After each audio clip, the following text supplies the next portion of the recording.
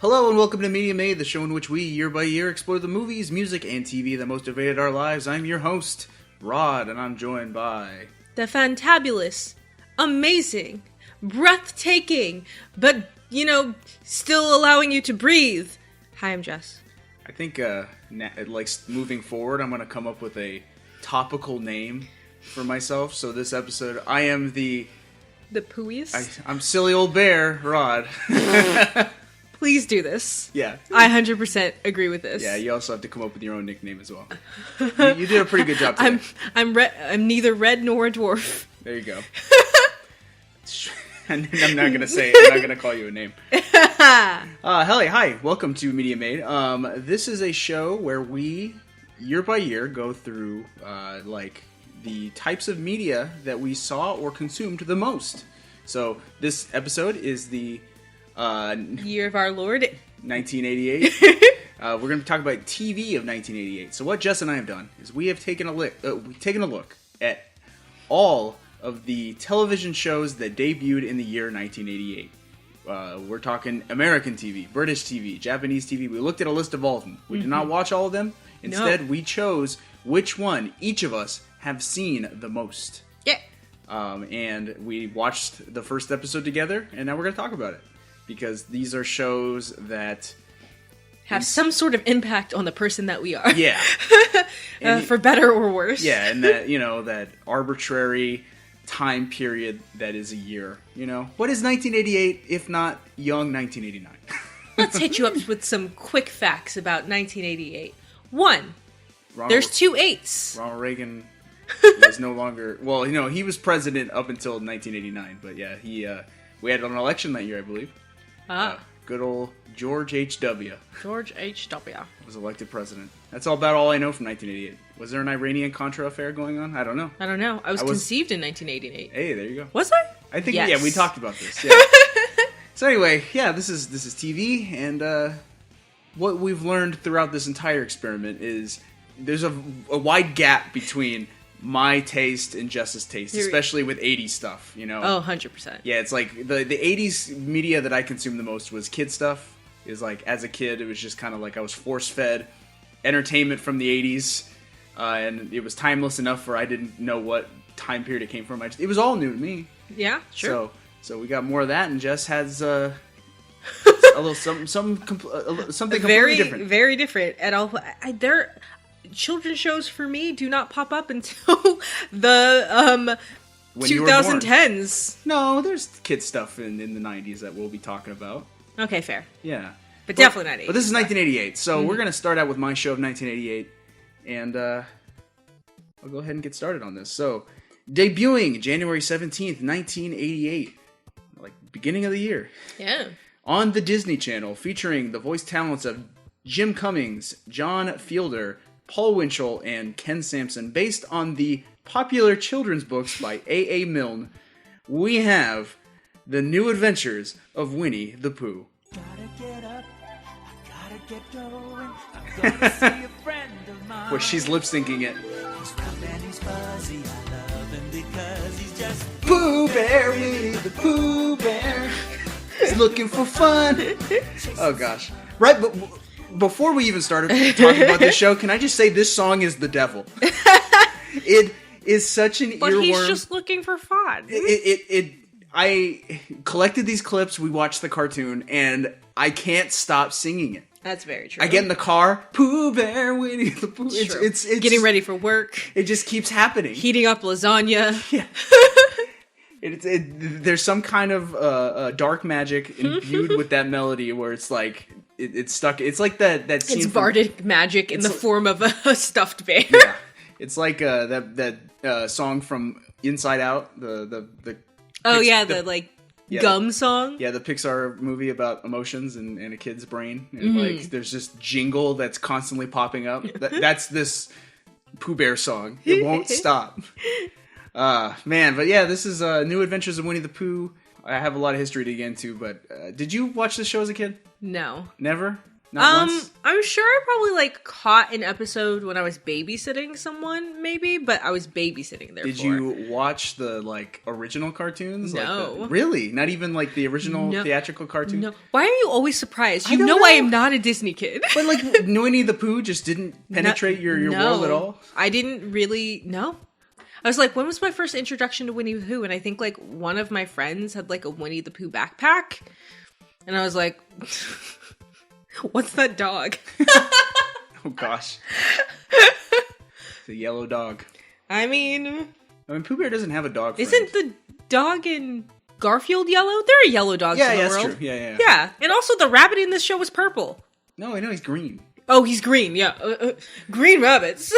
Like I definitely watched this show as a kid.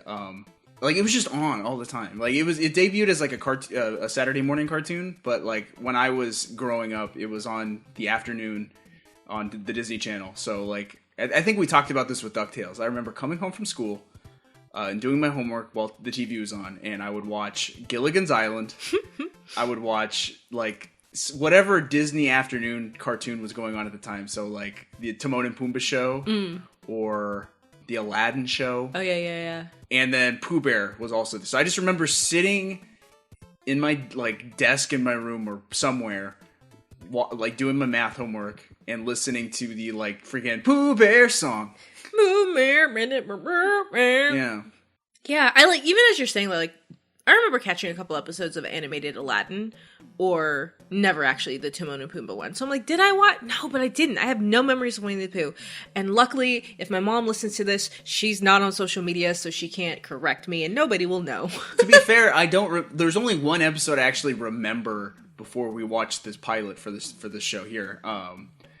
We had I think it must have been a taped episode. Like we just taped it on the VCR. Like I don't think they sold it, you know. But it was one episode, and it was an episode that my cousin always wanted to watch. So like, every time he'd come to the house, he's like, "Hey, do you have that Winnie the Pooh?" And we'd watch this cartoon over and over again. And it was like an episode where they're trapped in the attic during a thunderstorm, and they're all sad and scared. And they decide that they're going to have like a fantasy adventure inspired by chess pieces. So every character takes on the role. Chess. It's sort of like they all went on a LARPing adventure in the attic. Huh. Yeah, like Piglet was the knight, and he had to save the day, and Eeyore was an evil dragon. Oh, yeah. His evil power was depression. Something like that. He didn't want to participate, so he just like the whole episode while they're doing it, they're just like, "What is that terrible noise?" And it's like a dragon sighing, like, yeah, they're like, "Oh, it's terrifying." And it's just I'd watch that episode. Yeah, no, that's the only one I remember. But yeah, the Winnie the Pooh. It's a thing that we watched. Hit me with some history, hot man. Yeah, so Winnie the Pooh, before this show debuted, had it was at 60 years old at the time. Pooh Bear was an old boy. So he's an antique. Yeah. A family heirloom. You're not wrong. From 1925 to 1928, English author and poet A.A. Milne, I think that's how you pronounce that. If not, Mill. Don't know. A.A. Milne, I don't know, published various stories about a teddy bear named Winnie the Pooh, inspired by his son, Christopher Robin. Oh. Yeah, and his various toys. So like all of the the stuffed animals in Winnie the Pooh were just this kid's toys. So what you're saying is the books are just D&D. Well, he self-inserted his kid. Christopher Robin's a Mary Sue. You see, the bear was named after Winnie, a Canadian black bear who the Milnes often saw at the London Zoo, and Pooh, a swan they had met while on holiday. Which is a very British thing to say. Imagine. Wow. We met a swan on holiday and we named him Pooh. Just... okay. If I met a swan, I'd be running the other way, not giving it a name. Are swans dangerous? Geese are. All birds with wing sizes as big as an adult man. Honk. No, you don't mess with them. You walk away before they see you, because they have evil in those beady little eyes. You're right. That's why there's no birds in Winnie the Pooh. That's true. There's owl. Oh, yeah. He sleeps, but when he wakes up, he would pick up Piglet and eat him. Let's be honest. I love that. So in 1961, Walt Disney bought the rights to Winnie the Pooh, and that resulted in 3 Disney theatrical shorts from 1966 to 1974. These are the classic ones, so like Bustly Day or whatever. The one where the Pooh has to, like, he ties a balloon to his tummy and floats up to get some honey from a honey tree. I feel like I've seen the image of that. Yeah, it's iconic. The Heffalump and Woozles. I have no idea what. They're like things that he's scared of in the night. I think you just may have made up Heffalumps words. and Woozles. I feel like your tongue tripped. Are you trying to say something? That's also the episode with Tigger. Tigger debuted in that one.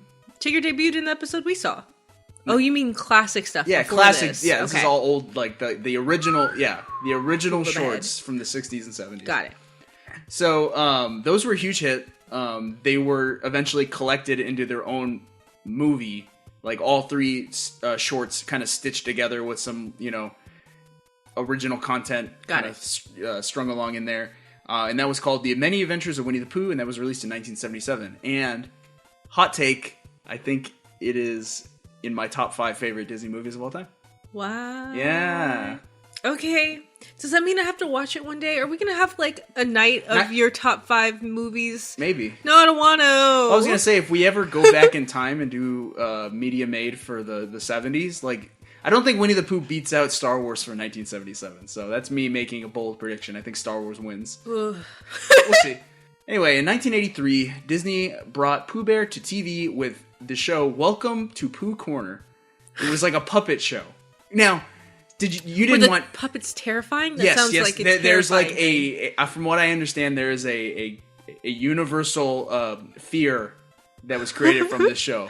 Not from me. I don't remember being scared of the show, but I think Welcome to Pooh Corner is the first TV show I consciously remember watching. Really? Yeah. So I like can picture the day. It was like a Saturday morning or a Sunday morning, and I remember my parents putting on the TV, and that was like the first time I ever watched the Disney Channel, and that was the first show that I remember seeing. It's literally like people in costumes and people with puppets doing Winnie the Pooh stuff. Okay, so it's not like marionettes. No, it's like hand puppets, I believe. Yeah, maybe. No, I'm just seeing I've Googled it, and I'm just seeing a live action with someone in a Winnie suit. Yeah. But It was like a you mix. Can see their eyes. It was a mix between puppets and live action costumes and just stuff like that. It was like 1980s. This was like the end of the variety show thing. That's terrifying. I don't like She's looking it. at this crazy picture of Pooh. There's a video. I'm not clicking it. No, don't. So, that was Welcome to Pooh Corner, and that was Disney's first Winnie the Pooh TV show. As terrifying as it was, it became the highest rated program on the Disney Channel at the time. So kids had no taste. Yep, and so it only made sense that Disney would produce more Pooh content for TV, right? Yeah. We talked about the history of like the Disney company in our 1988 movie episode when we talked about Oliver and Company. So if you want to hear more about like Disney as a company, go back and listen to that. But Michael Eisner had just stepped in as the CEO. The man had high ambitions, It was like, when he first came in, it was like, well, movies are making us no money, and TV is like the hot business.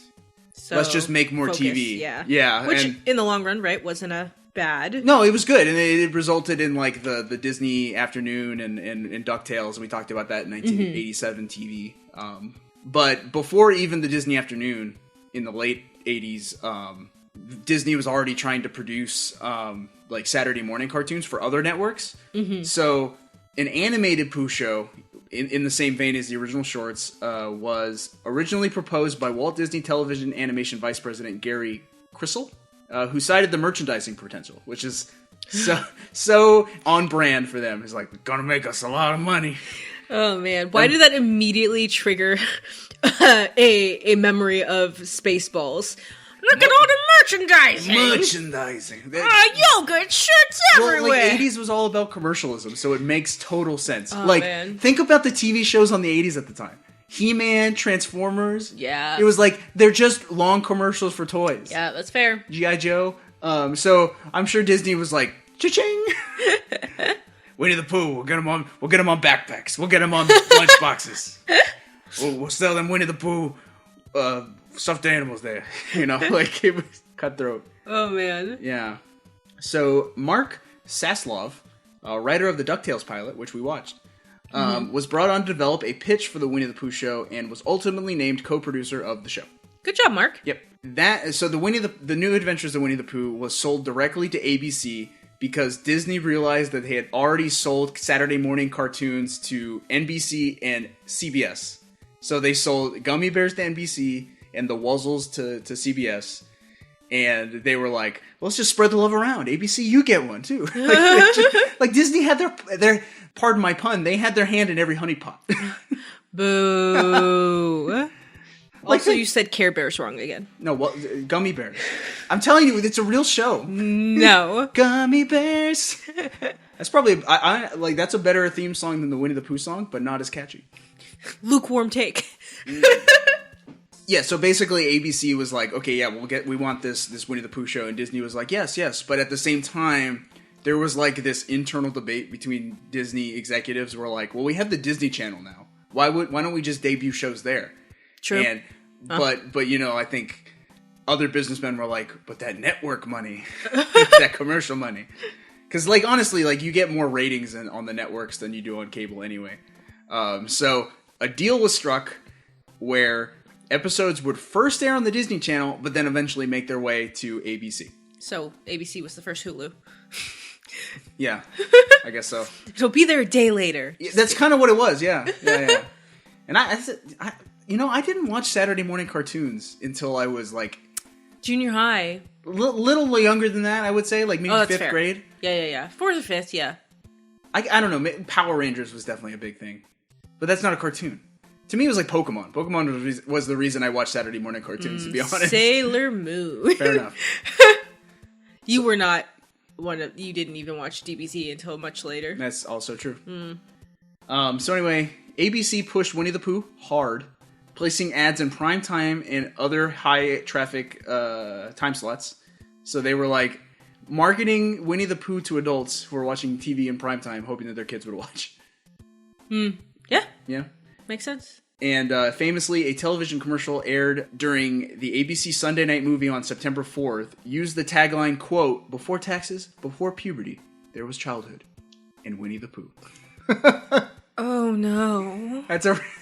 Can we have that on a shirt? Can we put that on, like, a mat and put that in front of our door? Before taxes, before puberty, there was childhood, and Winnie the Pooh. I want it. I don't like Winnie the Pooh, but that... terrible marketing. I feel like terrible marketing, but excellent tagline to have people step on. I kind of want to see like a demotivational poster, like one of the old ones you'd see like on the internet. Like I want to see that with that quote and like one of those like bootleg Pooh Bears. There's like that really funny. It gets memed a lot now, but it's like that one frame of Winnie sitting in his chair, like look like he's high and thinking like. Oh. Yeah. When you said demotivational, I just thought you were doing it backwards. I also think it's excellent. Just after Winnie the Pooh, after childhood, after puberty, there are taxes. Yeah, you're not wrong. I like it. And that's Winnie the Pooh. You know, that's how the New Adventures of Winnie the Pooh were started. It was pretty straightforward. Disney saw the money, and the money was made. And that's how they pay their taxes, with Winnie the Pooh. So let's jump into this episode. So with these TV episodes, we only watch the pilot because watching more than that would be insane. Too much. You don't want to hear about the whole show. We'll talk about where the show went from here if there's anything interesting. But yeah. So the first episode of The New Adventures of Winnie the Pooh was called Pooh Ought to Be in Pictures, which is a very old Hollywood title, is it not? Yes, I just don't like it. Pooh ought to be in pictures. I get it. Pooh Bear ought to be in pictures. Pooh with an H ought to be in pictures. Okay. I've never... Is there an H at the end of his name? P-O-O-H. Oh. Yeah, I obviously have never even looked at the title for But everyone... That's the thing. It's like everyone calls Pooh, right? Mm-hmm. They don't call him Winnie. I don't think they say like, oh, that's... I just say that's Pooh Bear. That's not Winnie. Yeah, that's fair. Let's go to Winnie. That's... Maybe in Britain they do. It's a very British thing to say. Winnie. I'll ask my British friends. I'll get back to you. All right, so Pooh ought to be in pictures. I have a pretty good clip to introduce us to all that and to the characters that we all know and love. Okay. Christopher Robin, are you sure heroes always wear white scarves? They do in the movies, Pooh Bear. The white scarf makes them heroes. Oof. You may be the hero in this picture, Buddy Bear, but I'm gonna be the monster. What sort of monster might that be, Digger? I'm not telling. It'd ruin the surprise. You want to tell us who we just heard from? We heard from Christopher Robin. Little boy Christopher Robin. We heard from Winnie himself. Winnie the Pooh. We heard from a small little piglet. Piglet. Piglight. Piglight. Light pig. Yeah. And we heard from a T-I-double-ger-er. There you go. So yeah, that's pretty much the main cast of the first episode. Then we get introduced to a few other famous Winnie the Pooh characters later on. One. Yeah, basically just one. The main premise of this episode is it's all movie related, so everything they do just happens, like, it all culminates in them wanting to make a movie themselves with like an old camera. Yeah. Christopher Robin pulls out like a legit film camera. Oh yeah. Like rich boy. Yeah. And then they want to make a movie out in the woods. Before we get into this episode, I just want to, hey kids, you know how we normally do this. We've already watched and listened to all of the stuff on our list, and now before we do an episode, we go back and we do it again to just refresh ourselves. I don't think I watched this episode. You did. I think he has tricked me into watching 2 episodes because I don't remember. We sat down to watch this and I was like, we have not seen this before. What are you doing? What are you doing? Like, the thing is so forgettable. Yeah. It's so until like the first half is definitely super forgettable. The only part I remember, which we'll get to, is Deer falling in a hole. Everything before that and after that was new. So let's start from the beginning. So we're introduced to Christopher Robin at the very start, because Christopher Robin, this whole world takes place in his imagination. And he's running, like he's having like a daydream where he's running from a monster in like a very like Frankenstein kind of way. And then his mom inserts herself in and you know, basically drags him out of the daydream because he has important things he has to do. Eat his veggies. Christopher Robin, could you please come out and eat your vegetables? Oh, Mom. Carrots are so yucky. True, but they're very good for you, and we did have a deal, which is you finish your vegetables and you can go to the movies. Like, why is I don't know, like, would you cook vegetables that you yourself did not like for your kid? So this is, okay, I actually, like, when I was watching this, I was like, good job, mother. Because I do think there's sometimes when we're like, no, you have to eat it, it's good for you. Even if we don't, it's like, I hate carrots. Me, personally, carrots are disgusting. People say they're sweet, you're a liar, and your mouth is broken. I don't like steamed carrots. I'll eat a raw carrot once in a while. Your mouth is broken. But, like, yeah, I think, like, but, like, tastes change, right? Like, so I feel like I probably would say, no, you have to eat this at least 2 different times to see that you really don't like it. And then I'm not going to force you to. But you're eating vegetables, so you better find something you find least disgusting. Because, right, like Brussels sprouts, because we cook them a lot in this house. We enjoy our Brussels sprouts. Yes, we do. So, kid, get on the page. Your parents are cool. So you heard the ultimatum there. It's Christopher Robin has to eat his carrots or he won't be able to go to the movies. Luckily, he powers through, chows those carrots down. He eats them all in one bite, and he gets to go to the movies. Random, not on topic. This is one of the cartoons where the adults' faces aren't shown. Yeah, this is true. Was it like so? My brain is like they do show a character's face, an adult's face. Yeah. They do during a song bit. Okay, because I was just like, how far back does that go? Which I guess Charlie Brown, because they didn't even have faces; they just had off-screen wonka wonka. Yeah, wonkas. and then like same with like Tom and Jerry, like all the humans were like seen from the the legs. Yeah, legs down. Yeah, because I guess perspective. Yeah. But I wonder at like why the choices for that. Not like not that it was I'll tell you one, takes away less drawings, less money. Fair. You don't have to like this is a specific character whose face like it's just the back of her head all the time. Yep. Okay. So they go to the movies and you learn a few things about these characters. For one, you learn that Piglet, who is for some reason the star of this episode, in a way, he's the secret star. He is. He is afraid of monster movies. Remember, Piglet, it's only a movie. It's only a movie. It's only a movie. It's only a movie. Remember, Piglet. Oh, it's only a movie. And so yeah, Piglet is terrified, doesn't want to go to the monster movie. All the other characters are like, "Oh, come on, it's just a movie." And Tigger is like all about it.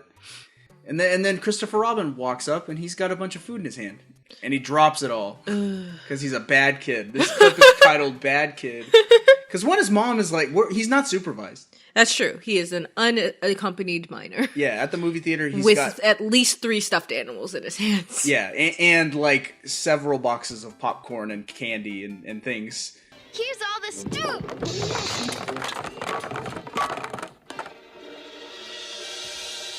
Lose your popcorn, kid. And this is the I'm adult real character we see the face sorry, of. Mr. Usher. This is a movie theater, not a playground. Understand? Yes, sir. So one, that is the voice of Jim Cummings, who also voices Pooh Bear. Mm-hmm. So Jim Cummings is a voice acting superstar.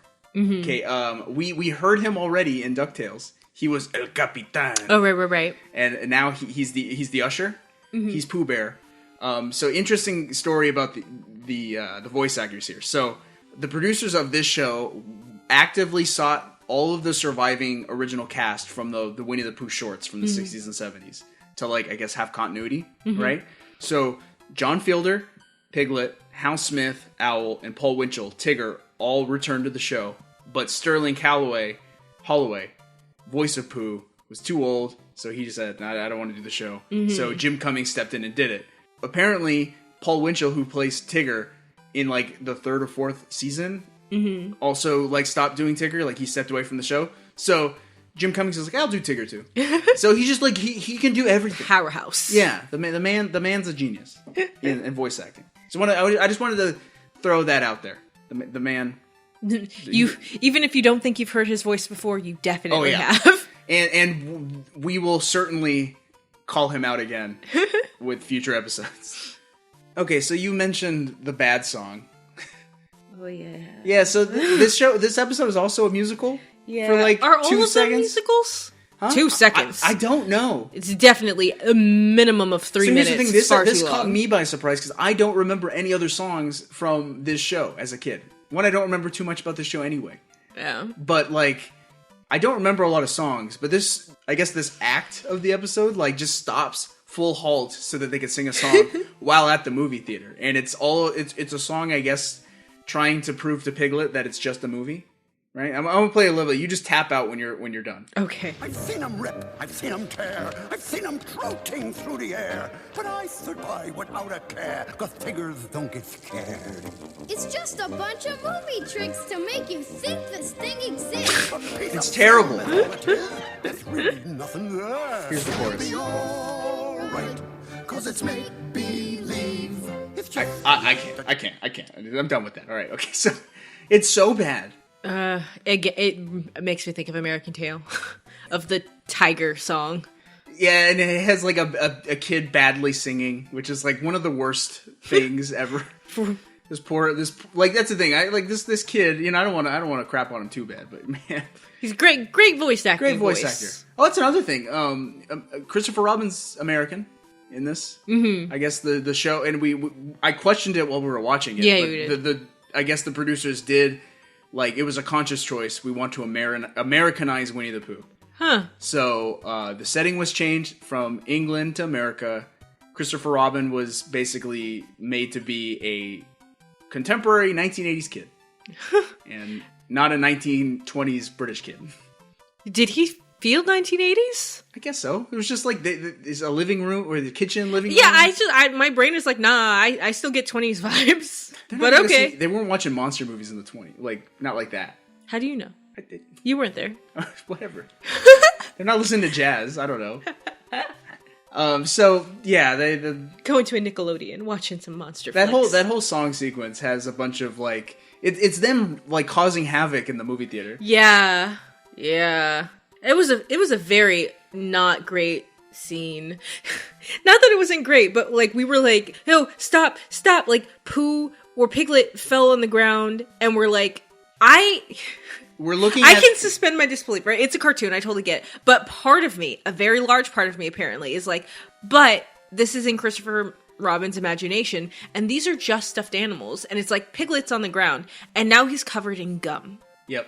And like, he gross picks him candy. up, and he like takes it off or whatever. At one point, like Pooh like has something gross on his hand, and then just like sticks his hand in the popcorn and eats it, and then Christopher Robin eats afterwards. And I'm just like, they're dirty. They're felt and they're dirty. Piglet, the stuffed animal, is just on the floor and covered in gum. Was then placed in the popcorn bin. Oh yeah, that's what it was. I was like, this is disgusting. They start swinging from like the ropes, like behind the projector screen. They go into the projector's booth, yeah, and they're like tearing film from the canisters and from the cameras. Like, boy, do you know how expensive this is? Yeah.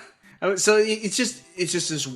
I guess maybe it was supposed to, maybe it's imagination. He wasn't actually ruining the movie for everybody. He was just imagining that he was. He's just sitting in the seats singing to himself.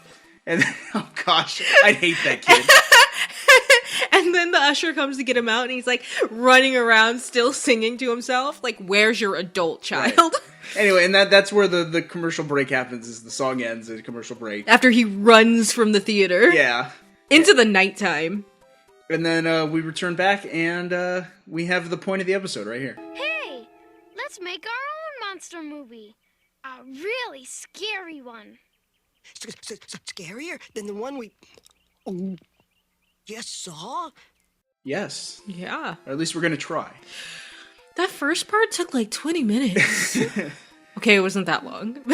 Well, this episode like really dragged on. It's only 22 minutes, but it felt like it had like many twists and turns. Yeah. It was like, why is this happening? Why is this happening? Like a new story was told every 7 minutes. Yeah. And it's all movie themed. So they decide they're gonna film their own movie. Pooh Bear's gonna be the hero with his white scarf, and Tigger's gonna be the villain. And do you remember what the monster is? What does he dress up as? A giant carrot. A giant carrot. Yeah. You looked like you didn't understand me. I understood you. I'm just making sure no one else didn't understand. But a giant carrot because it's the most evil monster he could possibly think of. Because he doesn't like carrots. Exactly. Because they're gross. I did not think about that until after the episode was finished. Oh. Yeah. Really? Yeah. I was like, oh, it's a carrot because he doesn't like carrots. Oh. What? Oh, my smart boy. Hey, I was too invested in the cartoon. Oh, yeah. The action. Yeah, so Tigger dresses up as a giant carrot, and he starts walking around to all of the friends in the 100 Acre Wood to show off his new costume, including... Rabbit. And I wasn't eating it, honest. I love my carrots. I will never do it again. I will never do it. Hey, what's the matter, Rabbit? It's only me, Tigger. T-I-double-G-R. That spells Tigger. That's Tigger's voice.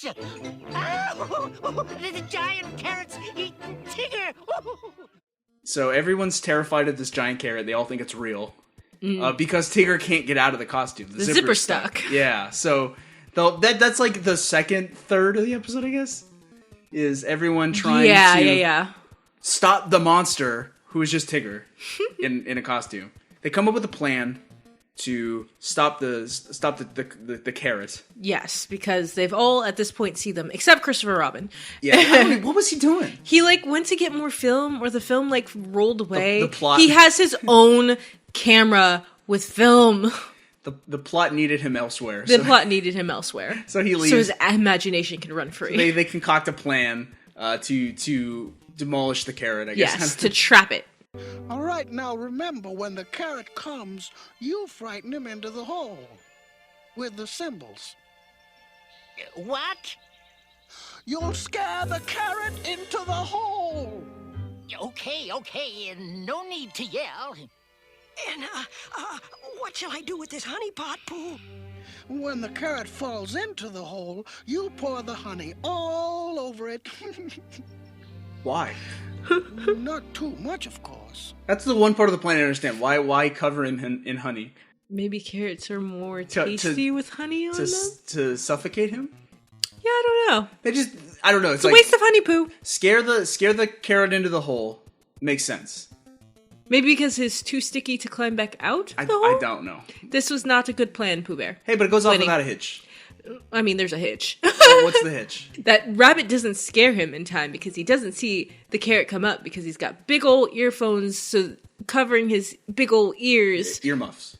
Earmuffs covering his big old ears because he's going to symbolize clap, clap, clap symbol. But like the carrot does end up in the hole. Yeah, that's fair. Well, yes. Yeah, it does. I don't even remember how that happened. He falls in, and then somehow Tigger gets out of the suit. See, this is the only part that I remember watching, but again, I can't remember. Yeah, so it's like somehow Tigger gets knocked into the hole in the costume, and then he's freed from the costume. The zipper works, so he hops out of the hole. And everyone still thinks that the carrot is a real monster that's now at the bottom of this hole, so they're gonna bury it. Hey, you're getting my costume all dirty. Costume? Yeah, it was my scary costume for Christopher Robin's movie. Oh, right. Why, so it is. Yeah, that mystery's solved. Woo! And then Rabbit is so happy that it is not a giant carrot that is out to avenge all the carrots that he's eaten, that he like spins the thing around and tosses it up into a tree. Oh, that's right. That's actually a plot point. Yeah, it is. And like to move into the third portion of this yeah, so again, episode. you think this is where a normal cartoon would end. But Yeah. part of me is like, crap, we got 6 minutes left to kill. and you would think in 80s, like the 80s mindset was like, fill it with more commercials. It's fine. But Right. no, they needed an extra act for this episode. How do they fill that? Why Piglet has a moment of crisis, an emotional crisis. Why, Piglet, what's wrong? Oh, nothing, Pooh. You're a hero. You saved us. But me, I was too scared to help you. Oh, we were all scared, Piglet. But it's all right now. No, Pooh. When I thought you were in danger, I couldn't even help you. No one needs a friend who's always afraid. No one needs a friend who's only... Piglet's ready to off himself right there. Yeah, I wrote down. I was like, if we're saying that Christopher Robin is all of these characters and something, like this is just his insecurity and his anxiety. Yeah. As a 4-year-old boy, I don't know how old Christopher Robin's supposed to be. We're going with 4. Sure. Like I was just like, oh, that sucks to be so young and have that kind of understanding. And Tigger is his Willfulness. yeah. Rabbit is his Responsibility? his super ego. Ah. Tigger is the id. Yeah. Rabbit is the super ego. Is Pooh Pooh the Bear ego? is his appetite. Fair. For destruction? Yes. But yeah, so Piglet is like out here, like he's depressed and he just goes home and tries to sleep it off because no one wants a friend like him. Nobody needs a friend like him. No one likes you. Oh gosh. You didn't save me, Piglet. No. So the scene changes. It's nighttime now, and whose house is Piglet in? His own house. And Winnie just rolls in. Yeah. Okay, to see his friend. Yeah. Okay, yeah. So Winnie the Pooh To check out on him because his friend said something very, very like, Concerning. let's check in on you. Yeah, Pooh's a good friend. Yeah. But Pooh Bear. Winnie the Pooh Bear goes to Piglet's house and they have a conversation. Winnie goes there to cheer him up and be like, "You're still my friend" and stuff. And Piglet is like, "Nah, dog. I'm scum of the earth. You should leave. Have better friends." And Winnie does leave and gets like the carrot costume that's been up in the tree. Because it is raining and storming and windy. Right. It blows out of the tree, wraps itself around Pooh as if like it's the ghost of the monster they've just murdered. And it makes him like tumble down a hill and he's like crying for Piglet.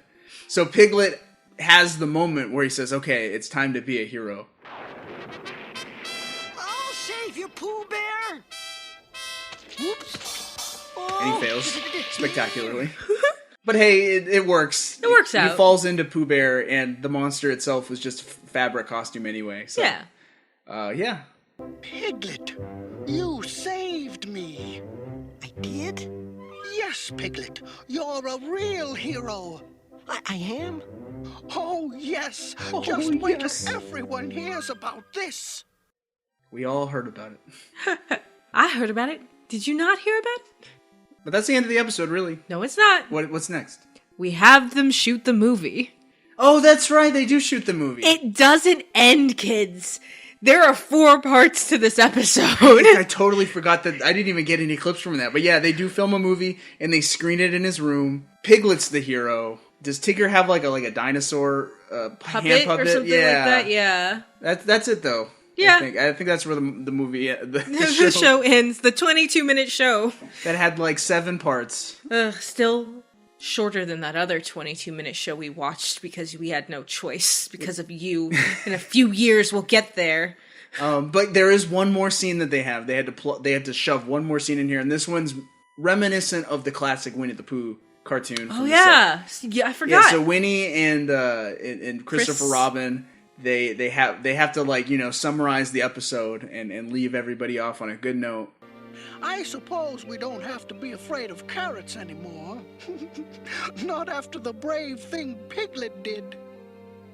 Yeah, but Mom's got a freezer full of broccoli waiting to invade tomorrow's dinner.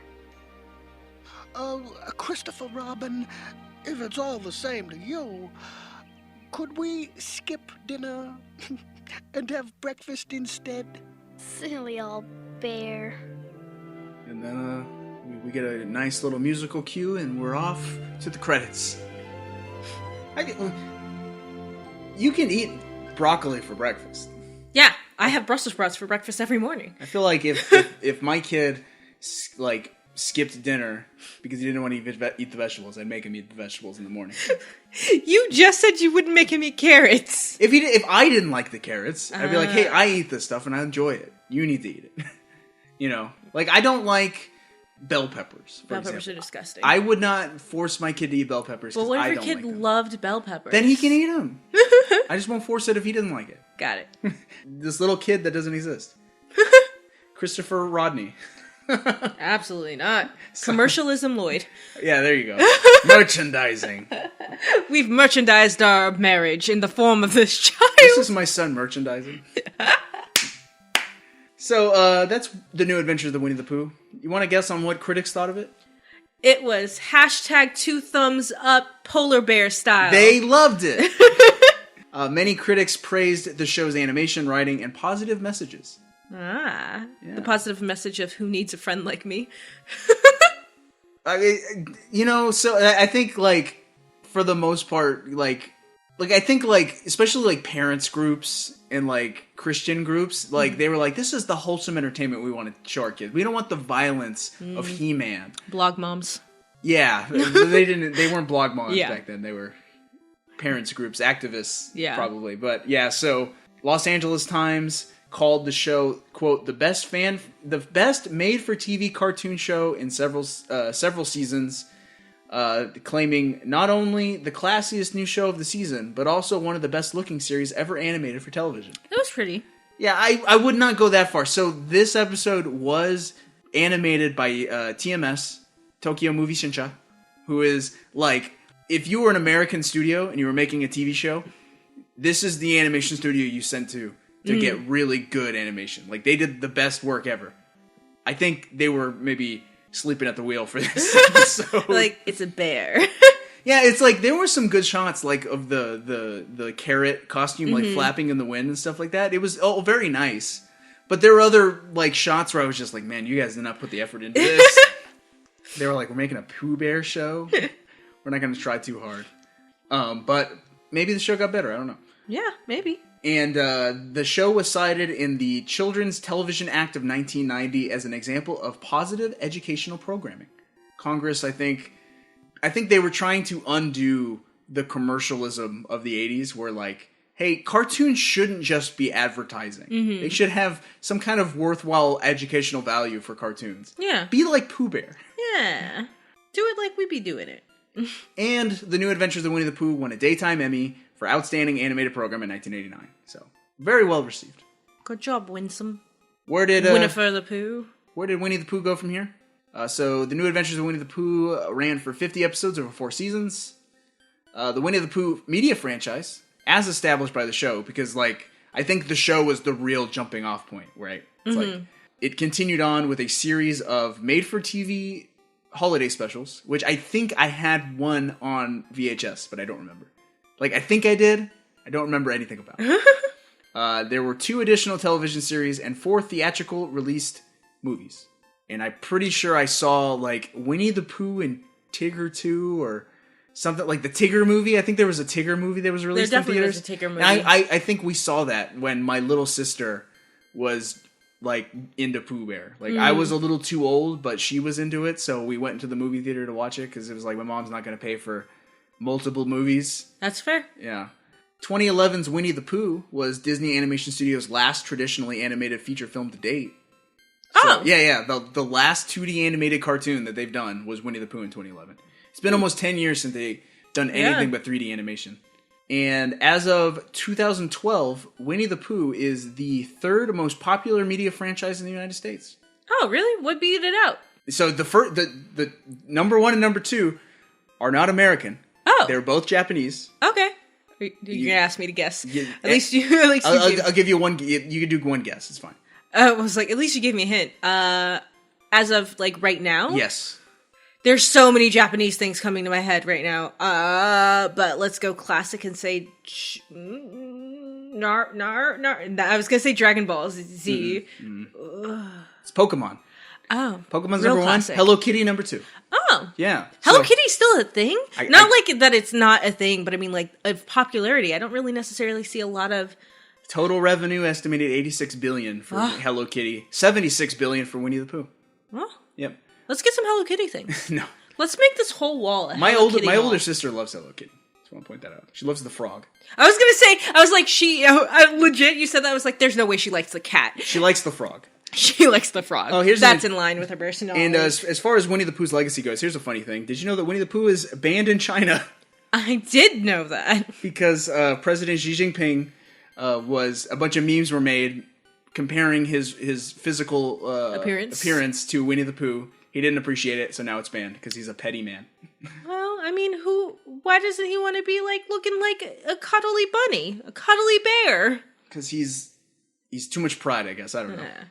Anyway, that's the New Adventure of the Winnie the Pooh. Any parting thoughts? Would you recommend it? Not to an adult.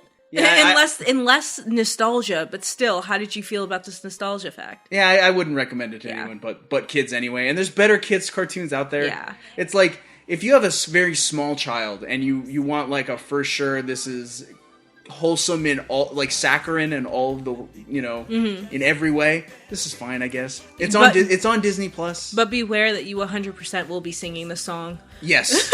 And speaking of that song, we're going to close out, go to break with the end of that song. So again, that song's called He's Pooh Bear, written by Steve Nelson, and Steve Wood. Good job, Steves. So with that, we'll see you on the other side of the break. Goodbye. Bye.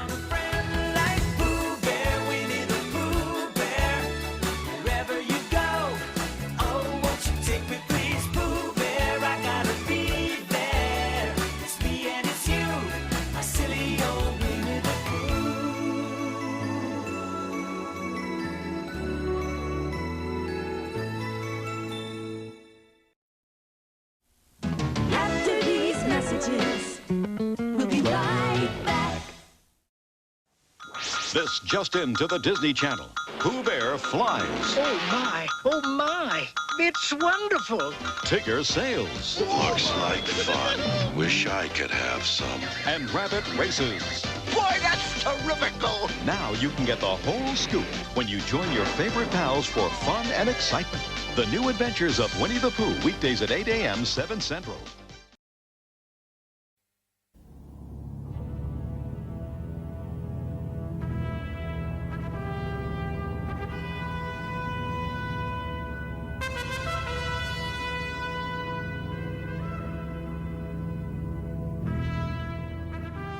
Na-na-na-na-na. I'm the mother T-I-double-G. Tigger! Tigger! Oh, actually, that was a little close. I mean, alright, so we're coming in with the theme song from a certain British television show. I think this is our first British show. Yeah, this is our first non-American show, I believe. Taking a trip across the pond, as they say. Oh, it's not the first non-American. We did Dragon Ball. Yeah, we did Dragon Ball. That was our first Japanese show. But this is our first British show. Jess's TV show 1988. Debuting February 15th, 1988 on BBC Two. Starring Craig Charles, Chris Berry, and Danny John Jules. Created by Rob Grant and Doug Naylor. We have Red Dwarf. So tell me about Red Dwarf. My experience with Red Dwarf? Yeah. Red Dwarf What in is general? it, and where did you hear about this? Because I Red Dwarf is a British comedy sitcom. It's a sitcom. I always forget that sitcom is short for situational comedy rather than sit-down comedy, which is what I think means it has, like, sitting people sitting and in an audience and talking. But situational comedy, where there are a couple of blokes in the very far future doing some space travel, and they more or less get stuck on a ship with only themselves. It's Gilligan's Island. As in a way, it's Yes, it's a sci-fi sitcom. It takes place on a single, like, almost like a mining ship. It is a mining ship. Yeah, yes. it's very alien. Like, the design of everything, what they wear, the ship itself is very alien. Movie Alien. Yeah, Ridley Scott's Alien. I'll take your word for it, because let's be honest, I don't play those games. And honestly, like, we've been talking about, like, we're in the late 80s now, and, like, we've talked about, like, the shadow of Star Wars, like, casted, it's deeply cast, right, across the 80s. Like, Star Wars ended in 83, but there's still stuff coming out that calls to mind, like, the space boom of the late 70s, early 80s, so, like, this show is definitely making fun of Star Wars tropes, Star Trek tropes, Alien, so on and so on. Just like Spaceballs. Yeah. We talk about Spaceballs. But they do it in a way that doesn't miss the mark every time. And probably because they have a longer amount to do. They don't need to put it all in one episode. Yeah, that's also true. I think, honestly, like, this show, I think, does a way better job of tackling, taking down Star Wars and all those space tropes more effectively than Spaceballs ever did. Yeah, definitely. But where did you watch this show? Where? Or on when? a TV. When? Honestly, I believe it was college, because I then had the internet, my own computer, nobody watching over my back to decide if what I was watching was appropriate or not. And college opened up a whole new world for me, especially since it was, yes, especially considering it was the age of I went to college when YouTube was a thing. Yeah. When it first started. So, Before the copyright apocalypse of 2008. Exactly.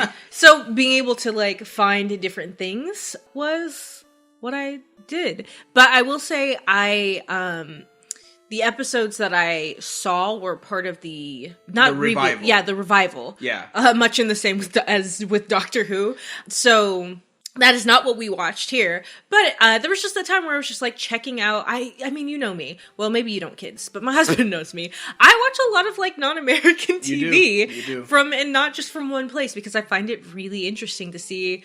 Because just like we're doing this podcast, right, to see how it affects us, the culture of different places holistically affects the media that comes out of those places, and it's just so interesting to me. And also, I love British humor. This is some early British humor for me. It's a very, when people say British humor, they mean dry. This show is pretty dry because it's all wordplay. Yeah. I feel for the most part, it's all dialogue based. Yeah, there aren't a lot of physical gags. There are some. There are some. That's not what it's relying on. Yeah, I had heard of this show as I think I remember getting into podcasts with British actors and things, and they talked about watching Red Dwarf when they were younger, and I was I don't know what that is, but apparently it's a thing that British people watch.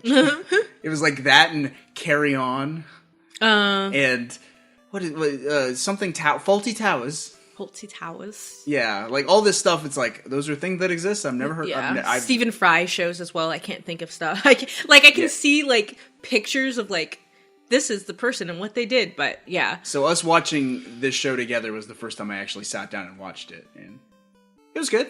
Yeah. I enjoyed it quite a bit, actually. Yeah. It's pretty fun. But you want to get into the history of Red Dwarf? Yes. The show? All right. Again, just like Winnie the Pooh, not that much. It's pretty straightforward. Red Dwarf has its roots in a series of comedy sketches from 1984 called Dave Holland, Space Cadet, which ran as part of BBC Radio 4 series Son of Cliché. Fun. Yeah, I guess they were just radio sketches, like you would listen to the radio. And, I love that. That sounds like that's a podcast. Yeah, it essentially was, yeah. Like a fictional podcast. Best kind of podcasts. The sketches were produced by Rob Grant and Doug Naylor, who went on to create Red Dwarf, so it was like them writing together already.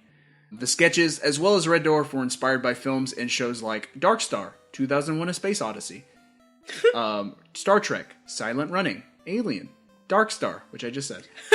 My bad. 2 Dark Stars.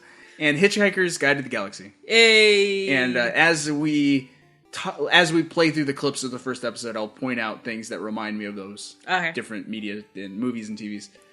So the writing duo of Rob Grant and Doug Naylor wrote the pilot script for Red Dwarf in 1983 and pitched it to BBC, but it was rejected out of fear that a science fiction sitcom would not be popular.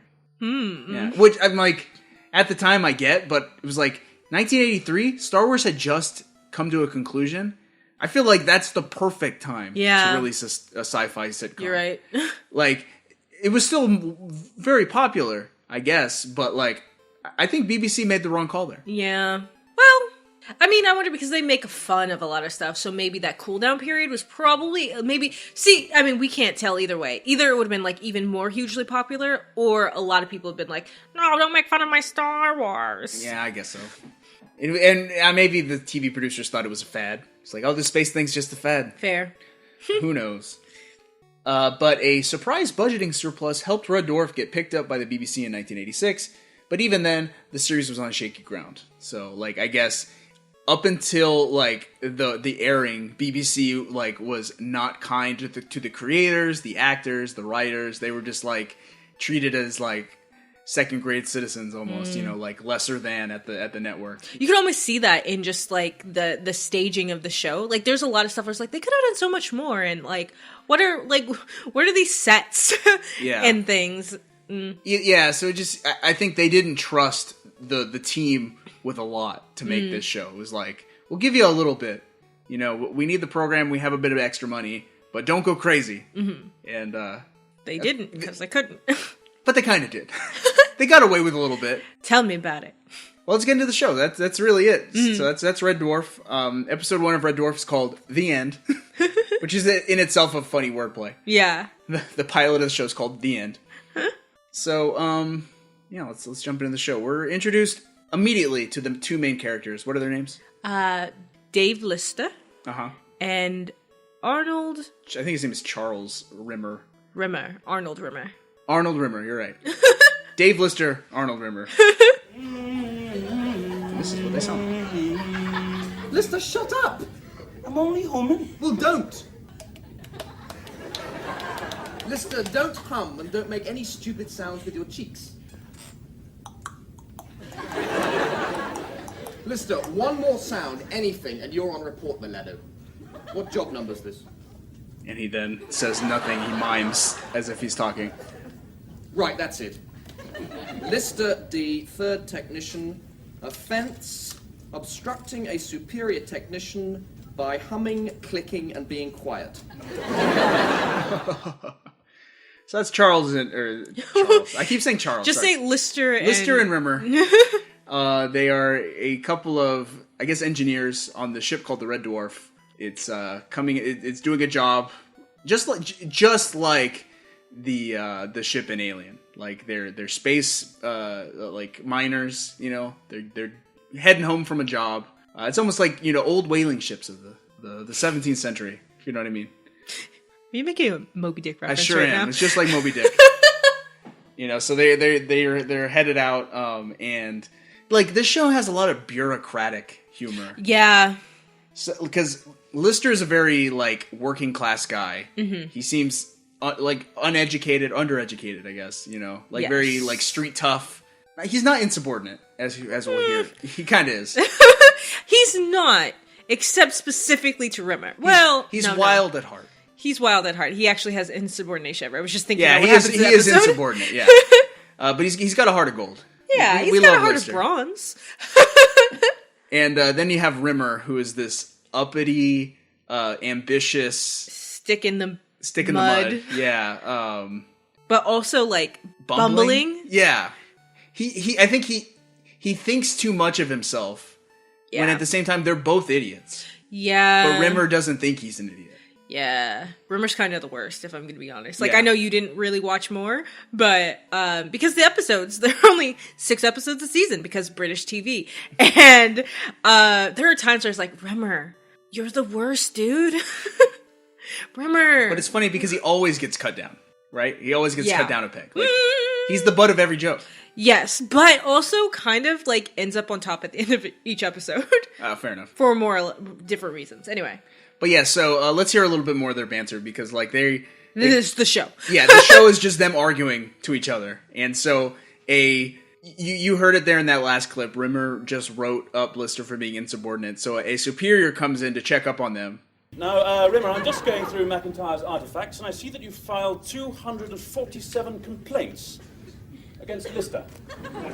Yes, sir. That's 123 counts of insulting a superior technician, 39 counts of dereliction of duty, 84 counts of general insubordination, and 1 count of mutiny. Yes, sir. And that count of mutiny is because Lister stepped on Rimmer's foot. Yeah. He did it with intent to wound. That's the line I remember. Yeah. Like, what if there was an emergency and I would not be able to get there because you were on my foot? And then Lister has this to say about Rimmer. You see, I try, sir. I'm not an insubordinate man by nature. Yes, you are. I try and respect Rimmer and everything, but it's not easy because he's such a smeghead. Did you hear that, sir? Lister, do you have any conception of the penalty for describing a superior technician as a smeghead? Oh, Rimmer. You are a smeghead. But that's Rimmer and that's Lister. I was looking up like the two actors here are you got Charles. Craig Charles is Lister. That's why I kept saying Charles. So Craig Charles plays Lister. Chris Berry plays Rimmer. I was looking up. Apparently, some other famous actors tried out for the show. Oh, including Alan Rickman. To play who? I don't know. Like Rickman, if anybody, should have played Rimmer. Yeah. Oh man, that would have been a feather in his cap. And then another famous actor, Alfred Molina, who I think most Americans know him as Doc Ock from the second Spider-Man movie. Dr. Octopus. No, you know what? Sorry. I just changed my mind. He would have, about... Alan Rickman? Alan Rickman. Holly. That would have been good, yeah. He would have been Holly. So Holly, we have not introduced him yet, but he is basically the HAL 2000, or the HAL 3000 of the ship. I love that you're making these references, but I'm like, I don't know what you're talking 2001 about. Space Odyssey, HAL is the computer, the AI computer. Is that the one that says Danger, Will Robinson? No. Okay. I think that's Lost in Space, which is also, this show definitely also parodied that as well. No, Hal is the one, it's like, his name is, so Holly, Hal, you see the connection there, but Hal says like, I can't do that, Dave, right? Oh. And I'll come back to that line, because that's definitely parodied in this first episode. So it's just interesting. Alan Rickman could have played the computer, just like he plays the computer in the Hitchhiker's Guide. Yeah. Which is like perfect. Perfect. Yeah. He was perfect. And apparently, I guess Craig Charles wasn't even considered for the role of Lister. He was just the one black friend the writers had. Oh. So they sent him the script because there's a certain character they wanted his opinion on. We'll talk about that character in a second. They just wanted to make sure they weren't being offensive with stereotyping. Okay. That's really interesting because like when you said the other two, I was just like, and I thought they were going to play Rimmer, and I was just like, no, I like that. Like half the, like there are really only 3 recurring characters, and one of them is a partially, like, half black man. You're black. He's a black man. Yeah, and I was just like, yeah, cool. People of color on the screen. Go. So I'm glad that they went with that. But, like, he just got it because he, like, had a lot of comments, or? Yeah, so Craig Charles was sent the script because the writers wanted his opinion on something, and Craig Charles is a black actor. And I guess he was like, this sounds great, I want to be a part of it. And maybe he just auditioned to play Lister, and there you go. Nice. He's like the perfect choice. He's perfect. The accent, everything. I like sometimes still quote him when he's doing stuff. She's part of me plan. Yeah, so let's talk about both of these guys, because that's my next clip, actually. Me plan. So Lister's character, we learn a little bit about himself. He's got a plan, you see. Lister, you are a nothing. Not a nothing, I've got me plan. What's that, the plan to be the slobbiest entity in the entire universe? No. My 5-year plan. You see, I'm going to do 2 more trips, and I've been saving up all my pay. Since when? Since always. That's why I never buy any soap or deodorants or socks or anything like that, you know. Anyway, I'm going to buy myself a little farm on Fiji. I'm going to get a sheep and a cow and breed horses. With a sheep and a cow? No, with horses and horses. That was the part that I wanted specifically. Yeah, exactly. No, with horses and horses. He has like a very that's the thing. I don't know what region that is, but it sounds Cockney to me. But is that am I right in that? Regionality. I don't even know. Yes, I'm not an expert here on the regions of the UK. I can't tell. But he has a very working class accent. Yeah. Let me put it that way. I think Rimmer is a little bit more posh, yes, purposely, and poncy, and Lister is much more like I said, working class. So anyway, and that is, then we learn a little bit more about Rimmer. Rimmer, his main goal in this first episode is to do what? Pass a quiz. He wants to pass like the maintenance exam. Yeah, or, like, he get a higher ranking. Yeah, admiral exam, whatever it is. So he studies the whole episode to get to this exam. This is a lot for long, matey. Up, up, up. That's where I'm going. Not until you pass your engineer's exam. Engineer's and you exam. won't do that because we just go in there and flunk again. Lister, last time I only failed by the narrowest of narrow margins. You what?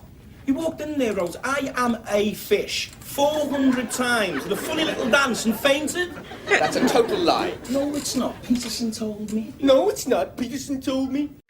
Stress can make somebody do some weird things. Yeah, so he's definitely like he's incompetent because he's like insecure. Yeah. And very like sheepish. It seems like whenever Rimmer is like under stress, like he just like falls apart. Yes. And that's what happens. Like he takes this test. He writes the entire textbook on his arms and legs. Yeah. And gets in there and like Mulans it, like rubs his hands across it, and it like it's all sweaty. It's all sweaty, and it makes the ink like gather on his hand, and he like goes like hits himself in the head, and then looks at his hand and just slaps it on the paper covered in ink, and then stands up like he was done. And then he passes out, just like Lister said happened to him last time. Yeah. And the person monitoring the test just looks at him and continues on, because apparently this is the 14th time. Yeah.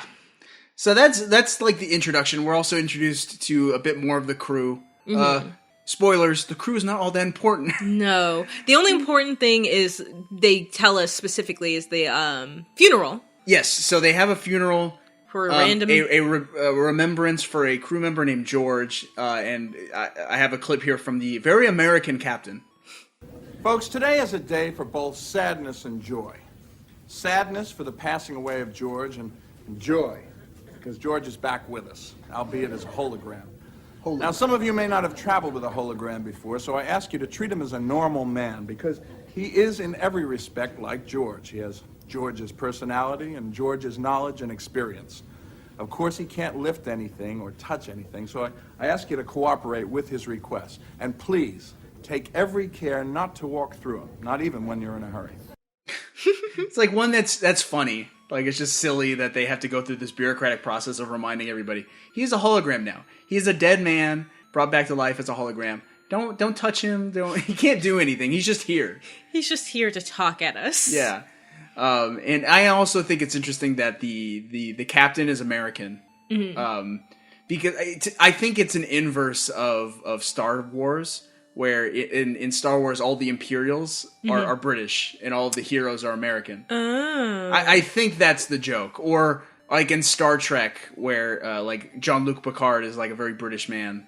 Yeah, that's what. Was Jean-Luc Picard's French? I don't think it was like before this, was it? Next Generation? You're probably right. Yeah, Next Generation I think is 1988. Actually. Yeah. The same year, if not the same year. Okay. The year before. Sorry, I was making a face before because you were saying all the villains in Star Wars were British, and because we've had this conversation, about how like it was shot in Britain. And yes, Star Wars was shot in Britain. Then it was brought back and he just dubbed everyone's voice. For the most just part, yeah. kept the villains in the same voice. Yes. All right. Like Peter Cushing played Grand Moff Tarkin, who is like a very, very British man. And he's very intimidating. So I don't know. I guess it's just, the bureaucratic Imperials. I mean, obviously I've seen the original Star Wars because my dad loved them. I remember nothing. That's fine. But yeah, I think that's a funny little like thing to do is make the American captain there. Yeah, that's funny. One important thing about this that I don't know if you got the clip, that Holly says, not Holly, the hologram of George says is like, just remember the ship can only maintain one hologram, so none of you die. Nobody more important than me die. That's right. So yeah, I don't have that clip. But that's an important plot point. Yep. Which is the reason George had lines. Yeah, so this whole that's the rule. The ship can have one hologram. Yes. Keep that in mind. Okay, and then the last thing the show kind of introduces before like we go to break and come back with the status quo, so to speak, is Lister is shown to have a stowaway on board. Yeah. A cat named Frankenstein. Yeah, so Lister has smuggled a cat on board, and the captain has some things to say. You asked to see me, Captain. Where's the cat? What? What cat? Lister, not only are you so stupid, you bring aboard an unquarantined animal and jeopardize every man and woman on this ship.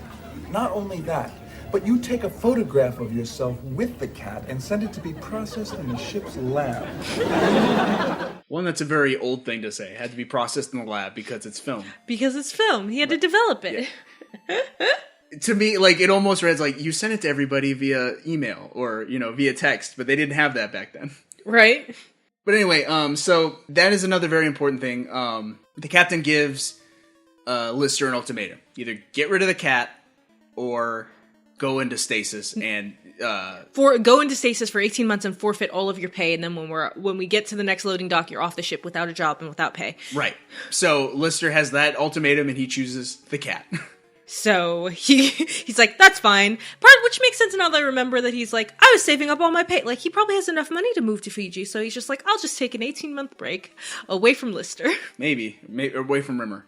Away from Rimmer, sorry. Yeah. So he gets put into stasis. Now, stasis is very much it's like he's on ice, basically. He gets put on ice. It's not too different from Fry from Futurama. Yeah. I wouldn't be surprised if Futurama also got ideas from this show. Yeah, no, that's fair. So he gets put into stasis. Here's a clip of that. Is this going ahead? Haven't you ever travelled interstellar? No. You don't feel a thing. The stasis room creates a static field of time. See, just as X-rays can't pass through lead, time cannot penetrate the stasis field. So, although you exist, you no longer exist in time, and for you, time itself does not exist. You see, although you're still a mass, you are no longer an event in space-time. You are a non-event mass with a quantum probability of 0. How simple is that, eh? Sure. And he gets put into stasis. And the show goes to break with a freeze frame of him, like, waving goodbye to everybody as he gets put in stasis. And then it comes back and he's waving again and he's released from stasis. Yeah. 18 months is up. 18 months, they say. The problem is... It's been a bit more. It's been a bit longer than that. Where is everybody gone? They're dead, Dave. Who is? Everybody, Dave. What, Captain Hollister? Everybody's dead, Dave. What, Todd Hunter? Everybody's dead, Dave. What, Selby? They're all dead. Everybody's dead, Dave. Peterson isn't, is he? Everybody is dead, Dave. Not Chen. Gordon Bennett, yes, Chen, everybody. Gordon Everybody's Bennett. dead, Dave. Rimmer. He's dead, Dave. Everybody is dead. Everybody is dead, Dave. Wait. Are you trying to tell me everybody's dead? I didn't get that part, but right after that, Holly says, God, I wish I should have just left him in stasis. So that's what happened. He gets put in stasis for so long that he sleeps through essentially a cataclysmic event that kills everybody on board. Yeah. It reverts them all to dust. Yeah, and then the ship's computer, which is called Holly, keeps him in there because, like, everyone's dust, but there's radiation everywhere.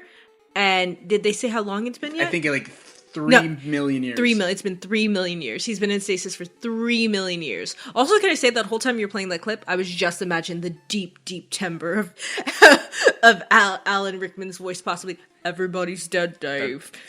Dave. I can't do it, Alan Rickman. Everybody's dead, Dave. We need an impersonator to do this whole part, please. How. You're so cute. Dave. Everybody's dead, Dave. So, going back to 2001: A Space Odyssey, like HAL 9000 is his famous line is, "I can't do that, Dave." Right, and this is just a parody of that. Yeah. Absolutely. But Lister is trying to take this all in, and once again he asks the question. So everyone's dead. I'm on my own. It's just me. Well, technically speaking, yeah. What you mean, technically speaking? Hello, Lister. Now comes Long time no see. Rimmer, you're a hologram? Yes, that's because I'm dead. Dead as a can of Spam. So Rimmer is now the hologram. Yep. He's the one ship's hologram. He's the only one that can be supported. And hey, we have the main cast. We've got Lister, who's alive, and now awake after 3 million years. You got Rimmer, who is a hologram, and you have Holly, the computer. Yep. And this is what Rimmer has to say about being a hologram. Being a hologram is fine, Lister. I still have the same drives, the same feelings, the same emotions. But I can't touch anything. Never again will I be able to brush a rose against my cheek, cradle a laughing child, or interfere with a woman sexually. Rimmer, you never used to do any of those things anyway. And that just basically establishes the status quo. It's like the show is this. It's about these three weirdos. Bumpkins in space. Yep, just getting on very low-key adventures, like weird adventures. Yeah. And like the farther you go into the like the first season is pretty one note. Mm-hmm. It's still fun. There's still like a couple like, oh, there is one more character. There is one more character. It's pretty one note and like easy to follow. Second season has a lot more happening. Third season, you're like, oh, money was definitely given to them now because these sets are banging. Like, yeah. So and the costumes. So it's like, oh, we're changing now. But we do got to get to that one last character. So if you remember, Lister has had a cat smuggled on board before he was put into stasis. Correct. And they run into it looks like a man who's just doing a little dance, a little Richard impression. Yeah. He's just a 50s like rock and roll type singer, like Little Richard. Yeah. They run into him and they're like, "Who was that?" Holly, what was that? During the radioactive crisis, Dave, your cat and her kittens were safely sealed in the hold. And they've been breeding there for 3 million years and have evolved into the life form you just saw in the corridor. I don't get it. Well, you know how mankind evolved from apes? Yeah, I know that. He evolved from cats. His ancestors were cats. He's descended from cats. He is a cat. And the character's name is Cats. Yeah. And he rounds out the cast, really. Yeah. It's like it's essentially a show about 4 characters. Yeah. Lister, Rimmer, Cat, and Holly. Yep. Exactly. Which is so much fun. Do you have a clip from Cat? I do. They meet Cat and they talk to him a little bit, and like Cat's got very strange mannerisms. He'll like dance and sing and. Oh no! My brain was because I was like, wait, what character did they have Charles write on? It was Cat. Cat. Yeah. Cat. So my brain was like, so they had intended for that to be a black character. Yes, they wrote this character that is very much like it's like kind of a black stereotype, I guess. I don't know, a little like maybe they were concerned that it was going to be too much of a stereotype. Yeah, I think it's interesting because like you're saying, like there are moments where I was like, okay, that I would like give it because I was just like, yeah, he's being a cat character, but like that we're saying it's a cat. Why are we stereotyping it one way or another? He's a cool cat. Yeah, and he is. He's very cool. I can totally see where they were just like, hey, where's the line? Yeah, is this too racist? But hey, here's what Cat sounds like. Did you say Frankenstein? Yeah, she was your great grandmother or something. The Holy Mother? The Virgin Birth? No one believes that stuff. The Virgin Birth? No, it was a big black Tom on Titan. Frankenstein, yeah. I remember that stuff from kiddie school. The Holy Mother, saved by Cloister the Stupid, who was frozen in time and who gave of his life that we might live. No, it's not Cloister. It's me, it's Lister. It's Lister the Stupid. It's Lister the stupid. Do they talk about, like, his upbringing, like, later in the show? Cat growing up on the ship? Yes. They do? Yes. Okay. So that's one of the things where I'm like, well, sort of. But yeah, where you're just kind of like, wait, but they were breeding for where are the rest of the cats? Where are the rest of the cats if this is a thing? Like, he's not the only one just coming up, right? And there is an episode in the second season where Cat gives Lister some of their holy books to read, but you don't read them, you smell them. They're like, the stories are in the scent, and he's sitting there like, food wars. And it's fun. And he like finds where they are, and apparently like there were a whole he reads it in his smelly book for a little bit, but also Holly fills them in a little bit that there were like the cats evolved and then made obviously a religion based on Cloister the Stupid, and their version of heaven was a place called Fauji. I have that clip. I do. Who shall returneth to lead us to Fushao? Fushao. Promised land. No, it's not Fushao, it's Fiji. And I will. I'll lead you there. That's where we're going. Holly, plot a course for Fiji. Look out, there. The slime's coming home. And I guess the end of the pilot there is meant to like say, hey, we're going back to Earth. Yeah. And we're gonna get in some crazy adventures along the way. Yes. Because they are 3 million years in the wrong direction. Right. Yeah. So they're the holy texts say that Cloister will return to lead them to Fuja. And where they will have a restaurant where they sell donuts and sausages, which is part of his plan, which I don't know if I can't remember if that was in the clip. I don't remember. That we played. He had lots of plans where there would be sheep and goats and stuff, and they would wear funny little hats and red and green.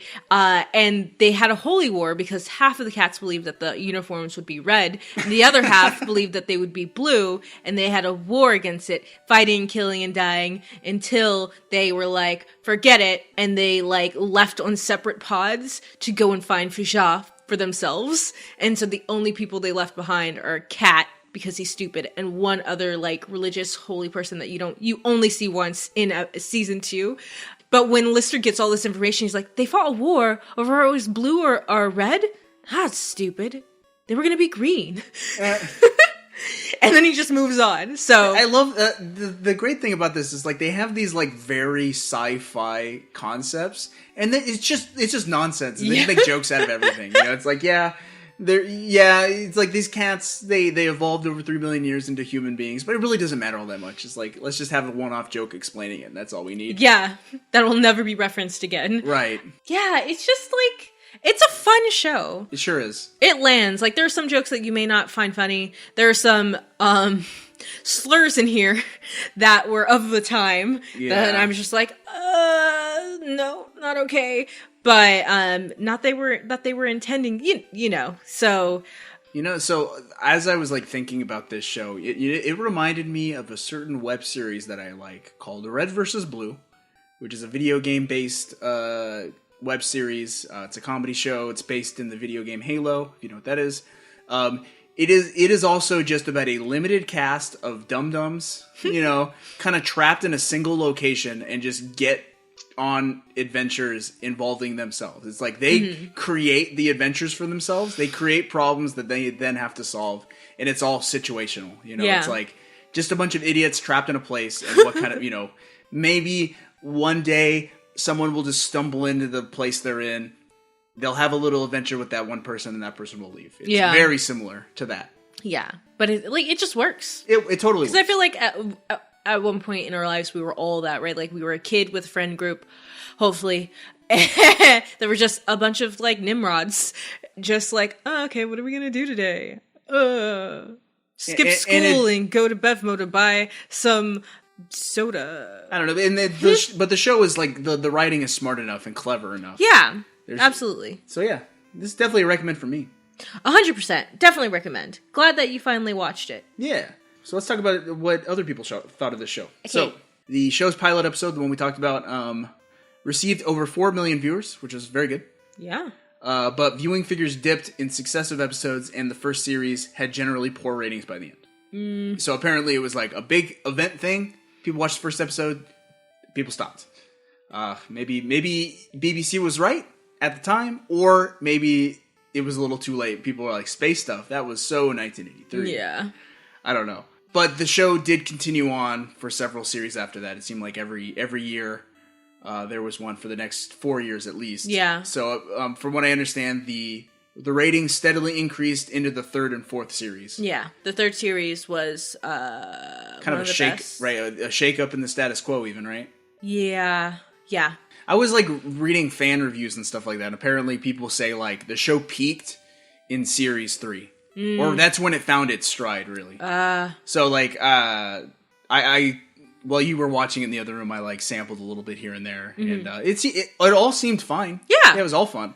Yeah. So the Red Dwarf Schmegazine, which is a fanzine, wow, stated that the show in its early seasons, quote, had a unique balance of sci-fi comedy which worked magnificently and was very original and very funny. I might try to like push my way through it for the rest of the week. And also, Red Dwarf was nominated for International Emmy Awards 4 times and won in 1994. Nice, good job. Yep, so well deserved, I think. So the classic run of Red Dwarf lasted until 1993 with Series 6.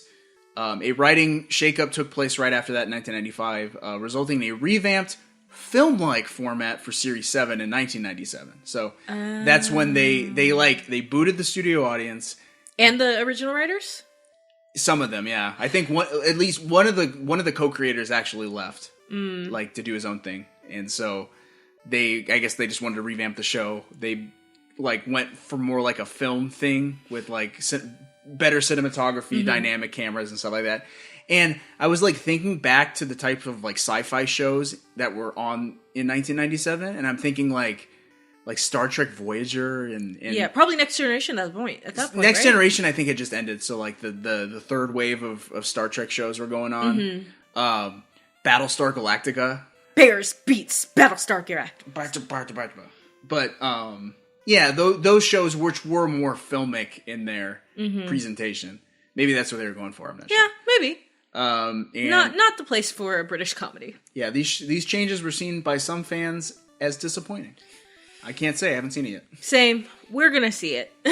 The show returned to its sitcom format in 1999 with Series 8, and this was greeted with an equally lukewarm response. I think maybe its fan base was kind of like, all right, the show is... Jump the shark. Yeah, maybe let it sit on ice for a little bit. Put it in stasis. And in stasis they did put it, because the BBC decided not to renew Red Dwarf for its 9th series, forcing a 10-year hiatus. In the meantime, the show's first 3 series were remastered for VHS. There was an official webcomic released in 2005. Fun. And an animated Christmas special released exclusively on mobile phones in 2007. What? Which is the most 2007 things to say. I want to find it. An animated Christmas special released exclusively to mobile phones. How long was the Christmas special? I don't know. This sounds like an amazing thing. Yeah. So that exists. All right, the show was revived in 2009 for a 3-part series called Red Dwarf Back to Earth on the Dave Network. Dave has some of the greatest. That's a real channel. Yeah. Dave! I love Dave. The series brought in record ratings for Dave. Good job, Dave. Good job, Dave. They're not all dead, Dave. They're not. All your ratings aren't dead, Dave. Your ratings are off the charts, Dave. Okay, so it's interesting. Like, it was revived in 2009, but it's still a continuation of the same show. They consider this the same show in its continuity, right? Right. Unlike in Doctor Who, there's a split from like classic Doctor Who to the revamped Doctor Who in 2005, whenever it came back. It's 2 different shows. With Red Dwarf, it's all one show. Why do you think it's 2 different shows for Doctor Who? Because that's what the internet tells me it is. The internet's according lying to Wikipedia and production notes, they are 2 separate shows with 2 different like. I know it's the same continuity, but apparently it's different shows. I don't know, man. I don't make the rules. I think like that. The definition of that is weird, because if it was a completely different show, then the 9th Doctor wouldn't be the 9th Doctor, which is what we start off with. I'm telling you, I don't make the rules on. Somebody in the BBC made this rule, and that's what they're saying. BBC is lying. As far as production goes, it's a different show. No, I don't know. It's the same show. Is it on Dave? I don't know. I live here on this continent that doesn't have a Dave. Okay, so the show continued on for 3 more series throughout the 2010s, culminating in the 2020 feature-length special called Red Dwarf: The Promised Land. Huh. They made it to Fuchsia? Fuchsia. Was it Fuchsia? Fuchsia. Yeah, that was this year. How about that? Oh, wow. I definitely want to watch that. Catch it. Red Dwarf spawned 4 spin-off novels, a tabletop role-playing game, and a few video games. Additionally, Australian theater group Black Yak has done stage adaptations. That sounds amazing. Which were officially endorsed by Grant Naylor Productions, which was the production company of the show, for select episodes produced from 2002 to 2006. That sounds like fun. Yeah, I'd love to go look those up. And according to Doug Naylor, he wrote a script for a film version of Red Dwarf in 1999, but the project was shelved due to inadequate funding. And I guess that's why he just went ahead to revive the show when it was time anyway. So I don't think they're going to do a film. They already did one. They did the feature-length special this year, so there's really no point to do another film version, I don't think. And here's something you may not know. 2 different pilots were produced for an American version of Red Dwarf in 1992. No! As far as I can tell, they're not online anywhere. You can't view them, but you can view clips that they put into a Red Dwarf documentary or something. Mm-hmm. So there's just little clips of what an American Red Dwarf would have looked like. Oh gosh. I hate when they there's some shows that cross over and they're fine. It's fine. But they were just did you know they tried to make a Doctor Who American Doctor Who? Do you know who? Starring Lucy Liu? No. Do you want to know who the Doctor was supposed to be? He liked Jell-O and wore sweaters. Bill Cosby. Oh my god. Exactly. I'm the first Doctor. Oh man. Pudding. Oh man. Let's kick Lisa Bonet off a show. Winnie the Pooh. Just Jim Cummings as the Doctor. That would be great. Yeah, that's it for Red Dwarf. That's all I got. You recommend it? I recommend it? Yeah, 100%. Definitely, it's on, you can probably find it on, we watched it on Amazon. It's on Daily Motion. Oh, it's also, I wasn't going to say that. Yeah. But it is on Daily Motion and Amazon, and you can, just give it a watch. Buy them DVDs if you can. We don't have DVDs in the year of our Lord 2020. That's true. But with all that said, I think it's easy to say Jess won TV of 1988. 100%, because we could at least remember. Winnie didn't stand a chance. No, he did not. But I will take this win, as I'm just sweeping the 80s, even though it is really not my decade. I won music of 1988. I'm not gonna disagree. You did, but I'm sweeping the 80s. Yeah, you did. This half a decade is mine. Mwah. You want to talk about runner-ups? Yeah, let's do it. What do you got? All right. So, for you, we had America's Most Wanted. Oh gosh, yeah. So this is actually an interesting story here. We were looking through the TV shows of 1988, right? And Pooh Bear is definitely the number one, but it wasn't as it was closer than you would think it would be, because it was a ritual every Saturday night for my mom and dad, and when I was old enough to care, me as well, to sit down, watch an hour of Cops on Saturday night and an hour of America's Most Wanted. That was just a thing we did. My dad loved watching Cops, and he loved watching America's Most Wanted. John Walsh was his boy. Oh gosh. Propaganda. Yeah, so here's the thing. We were looking through the clips, right? And it was the thing. Cops, America's Most Wanted, right? Right. There was a 1988 show called Cops that was released. So I saw the word Cops, and I saw the words America's Most Wanted. I assumed it was the bad boys, right? What you go do? I assumed that's what the Cops it was. So that went on my list for runners-up. Mm-hmm. No, there was a cartoon series called Cops as an acronym. I had never seen it or heard of this Cops. So when we looked into 1989, we saw that, no, the Bad Boys Cops was released in 1989, mm-hmm. and then it was paired with America's Most Wanted for Fox. Yeah. Just an interesting story. Yeah. But America's Most Wanted, legit, closer to the Winnie the Pooh than you might think. Which, was this the year that we accidentally watched it? We did accidentally watch Cops. It was not great, y'all. We'll talk about that in 1989 with runners-up. And then, a pup named Scooby-Doo.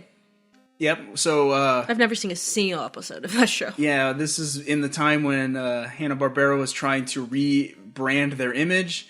They thought people aren't watching classic Flintstones and Because Scooby-Doo and Jetsons because Yogi Bear, they're not watching that stuff. Because there's a lot of mansplaining in it. It's old. So they retooled all of their cartoons as little kids. They're all late 80s kids, 90s kids, you know, backwards hats and all that stuff. So Pup Named Scooby-Doo, from what I understand, is probably the best one of those shows. It's better than Flintstones kids for sure. It's better than Yo Yogi. I don't know. It's better than like Godzuki. What's that? It's the Godzilla baby show. What? Yeah. What? I think Pup Named Scooby-Doo is better than Muppet Babies too. Why is there a Kid Godzilla show? Why does that exist? I don't know. What does it do? Go to the park and slam into stuff? You should listen to its theme song. No. Godzuki. Why? I don't know. Why, Hanna-Barbera? What are your runners up? I don't have any. Oh. I was not. 80s media was not for me. So that's the thing. If Red Dwarf didn't exist, what would we be watching for you? We literally didn't write anything else down. We literally, because nothing else. So, good job, Britain. You saved us. You saved this show from being an utter failure. An utter failure. I don't think Full House came out in 80. I can't remember. Yeah, I just threw an 80. Yeah, I was just like, that's definitely somewhere. Who knows? Who knows? We don't know. Maybe we said it last year or something. Who knows? Anyway, moral of the story is, like, yeah. Just like music. I didn't really have... All my runners up were just... I've heard one song on the radio. TV, yo. Fact check, Full House came out in 87. Year before. Yeah, that's been our look into 88 TV. Yeah. Would you like to plug anything, my love? Yes, I do. So, if you like my voice and you want to hear more, I have a web show called Keep Kayfabe. It's a wrestling show. We follow the careers and characters of our favorite wrestlers. So, if that sounds like something you'd be interested in, check us out there on YouTube at youtube.com/keepkayfabe. Kayfabe is spelled Kayfabe. You can see the stuff I write. I write for a video game website called ZeldaDungeon.net. If you like The Legend of Zelda, you'll like it. And yeah, that's all I got.